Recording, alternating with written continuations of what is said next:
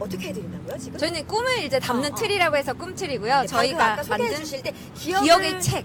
기억의 책. 네, 기억의 책을 네. 담아요. 저희가 이제 기억의 책이라는 브랜드를 갖고 있는데 그 브랜드는 모든 삶은 기록할 가치가 있습니다. 그 내용이거든요. 앞에 있는 책이 지금 꿈틀에서 네. 만들어지고 있는 책들인가 봐요. 네, 맞습니다. 정확히 어떤 책인지 소개 좀 부탁드릴게요.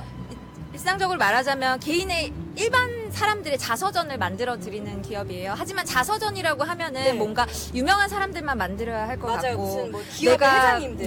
내가 이런 걸 써도 되나라고 부모님들이 약간 거부감을 느끼셔서 저희는 기억의 책이라고 말을 하고요. 네. 부모님의 일생을 담은 한 권의 책, 우리만이 가질 수 있는 가족 소장용 책을 만들어 드리는 회사입니다. 제가 책을 한번 볼게요. 네. 지금 보니까 타이틀에 복받은 사람이라고 돼 있고요. 강부태. 이게 이제 이 책의 주인공이신가 봐요. 네, 이 책의 주인공이신 선생님이셨던 은퇴 선생님. 선생님이셨던 네네네. 강부태님의 기억의 책입니다. 요걸 한번 넘겨볼까요? 안에 어떻게 되어 있는지 좀 구성이 궁금해요. 네. 목차를 제가 한번 볼게요. 자, 보면 설명 좀 부탁드릴게요. 네, 이제 어린 시절부터 해서 저희가 이제 처음은 펴내는 글, 이제 저자 서문이 있고요. 네. 근데 초고를 읽은 가족들이 아버님의 인생이 이랬구나. 가족들의 서문이 그다음 있습니다. 네. 그다음에 어린 시절부터 일부 어린 시절, 뭐 학창 시절 이런 식으로 해서 이제 시간 흐름 순서대로 이제 은퇴까지 지금 내가 어떻게 살고 있는가까지 그렇게 목차로 다 정리가 되어 있어요. 보니까 진짜 되게 책 같은 게 어떻게 되냐면, 자, 앞에 한번 볼게요. 글을 시작하며 나의 남편, 나의 아버지, 그리고 나의 할아버지라고 돼 있고, 1부, 운명의 시작. 강부태님이 세상에 나온 건 운명이 이제 시작된 거죠. 그쵸? 그쵸, 네. 운명의 시작. 일제강점기 말 청양에서 태어나다 이런 식으로 2부는 학창시절, 3부는 이제 교사로서의 삶, 그리고 자 뒷장을 한번 넘겨주실래요? 네. 넘어가면 4부는 시련 속에서 지켜낸 가족이라는 둥지 등등등. 이게 무려 페이지 수가요.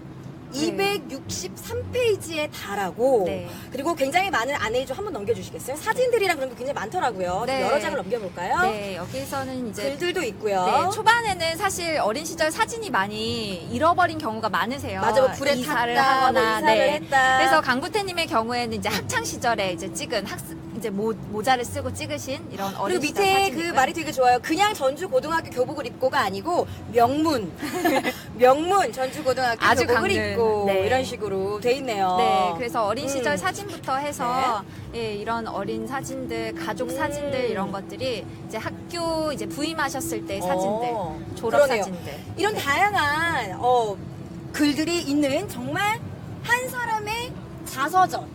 그러니까 뭐 무슨 기업의 회장님 뭐 네. 무슨 뭐 그런 분들 못지않게 복 많은 사람에서 사진 촬영도 진행이 되는 건가 봐요. 네, 원하시면은 옵션으로 사진 촬영을 추가하시면 전문 사진가가 직접 방문을 해서 아주 멋지는 표지 사진을 저희가 찍어드려요. 그러니까 이런 거 이렇게 좀 한 곳씩 나눠 가지면 사실 제가 그건 많이 봤어요. 그러니까 뭐 아버님이 뭐 환갑이라던가 그러면 이렇게 공로패 같은 데다가 이렇게 뭐 공로패 이렇게 합니다. 이런 거는 제가 많이 봤는데요. 사실 책은 처음 봤거든요. 저희가 지금 많은 행사들이 진행이 되고 있습니다. 그래서 지금 이런저런 소리들이 들리고 있는데 책은 처음 봤어요. 처음에 어떻게 이런 생각을 하셨는지. 저희 편집장님께서 사실 아버님의 자서전을 먼저 써보고 싶어 하셨어요. 개인의 욕심으로 시작한 네, 거군요. 그래서 네. 은퇴하신 아버님이 어떤 일을 하시면 좀 이제 활력을 되찾으실까, 그리고 아버지와의 소원한 관계가 어떻게 하면 회복을 될까 해서 책이 생각이 났고, 네. 그래서 이제 인터뷰를 하면서 직접 책을 쓰셨어요.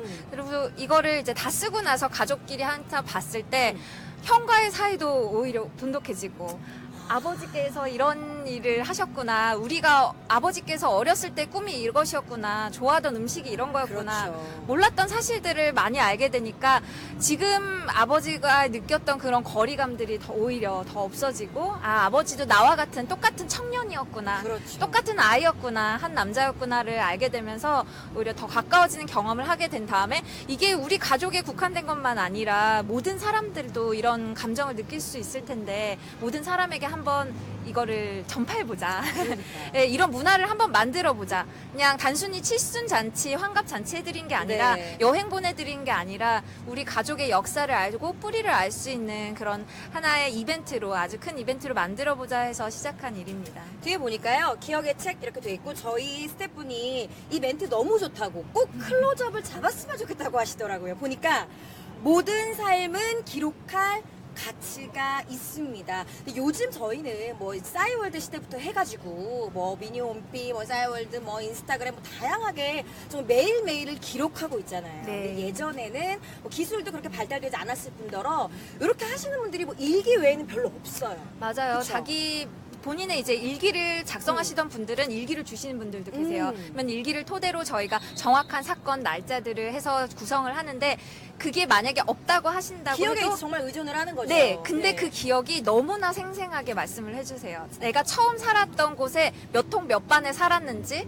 그 다음에 내가 처음 뽑았던 차의 넘버는 뭐였는지. 그런 걸 다 기억하세요. 지금 저희는 사실 전화번호 하나 기억 못 하잖아요. 제가 약간 디지털이 너무 발달하다 발달하고 보니까 저희는 아빠 번호가 뭐였더라. 저희는 가장 가까운 사람의 전화번호 기억 못 하시는데 지금 어르신들의 경우에는 너무나 생생하게 자기 어렸을 때의 기억을 이야기하시면서 그거에 또 즐거움을 느끼세요. 그럴 것 같아요. 네, 1차 인터뷰를 가고 두 번째 인터뷰에 갈 때는 언제 오나 저희 작가를 기다려서 마당에서 기다리시는 의뢰인도 계시고, 네, 그 시간을 정말 이 책이 나오는 것도 중요하지만 그 시간을 정말 즐거워하시는 것 같아요. 하긴 결혼한 분들 주변에 얘기 들어보니까 내 아이가 뭐를 좋아하고 뭐가 알레르기가 있고 이런 건 아는데 내 아버지가 무엇을 좋아하고 그거 모르시는 분들 되게 많더라고요. 네, 저희가 부모님을 잘 알려고 시도했던 적이 언제 있을까? 부모님은 나에 대해서 알아요.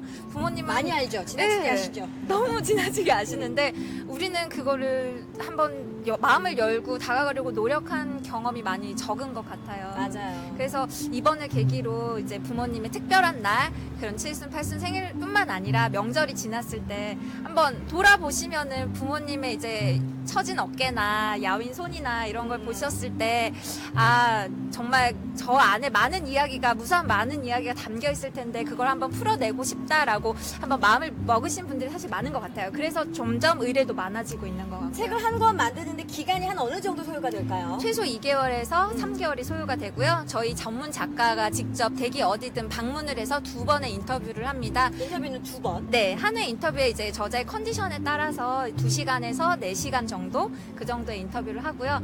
그 2번의 인터뷰를 어떻게 이런 책이 나와요라고 궁금해하시는 이게 분 200 있어요. 거의 300페이지에 달하는 게 이게 2번에 나온다는 거는 조금 거짓말이 많이 포함된 것 같아요. 이 경우에는 선생님께서 적으신 자료가 많아서 이 정도로 선생님이시다 났고요. 보니까. 네, 선생님이시다 보니까 보통은 200페이지로 구성이 되고요. 근데 2번의 인터뷰에서 정말 집중력 강하게, 그러니까 정말 고도의 집중력으로 인터뷰에 임해주세요. 우리 어머니는 했던 말 또 하세요라고 하셔도 저희 전문 작가가 갔을 때는 정말 잘 풀어내세요. 그리고 작가가 스토리를 잘 이해해 나가기 때문에, 진행해 나가기 때문에 전혀 어려움 없이 많은 양의 이야기를 참 고스란히 풀어내십니다. 가족들이 그냥 이렇게 뭐 포토북 같은 거를 만들려고 하실 때에도 되게 힘들어요. 하지만 전문가의 도움을 빌리신다면 이렇게 멋진 책을 만드는데도 한 뭐 길어야 6개월이 걸리지 않는다는 거. 네, 맞습니다. 지금까지 한 몇 분 정도 이런 책들을 만들어내셨을까요? 저희가 40여 분 이상 지난 2년 동안 만들었고요. 예, 그래서 그 분들을 이제 보시고 친구분들께 소개해 주셔서 지인의 지인 이런 식으로 많이 의뢰인들이 오셨어요. 느낌 되게 이상할 것 같아. 내 책에 꽂혀 있으면. 그쵸? 손주들도 되게 신기해요. 유명한 사람 책인데 우리 할아버지 책이구나 이렇게 보게 되니까요. 자, 그러면 이제 지금 방송 보시고 너무 괜찮다. 나 저런 게 있는지 몰랐는데 이런 거 나도 만들고 싶어요 하시는 분들을 위해서 어떻게 문의를 하거나 검색을 하면 좋을지 좀 소개 좀 해주세요. 네, 네이버나 카카오톡에서 기억의 책이라고 검색을 하시면 되고요. 기억의 책. 네, 그다음에 메모리얼북.kr. 네, 메모리얼북.kr. 네, 저희 홈페이지 주소이고요. 네. 과거 다음 스토리 펀딩에도 저희가 진행을 한 게 있어서 기억의 책이라고 검색을 하시면 많은 채널을 통해서 저희 기사나 아니면은 홈페이지 찾으실 수 있습니다. 참 정말 모든 삶은 기록될 가치가 있는 것 같아요. 네. 자, 마지막으로 내가 우리 시청자분들을 위해서 이 얘기만은 꼭 하고 싶다 하시는 얘기 있을까요?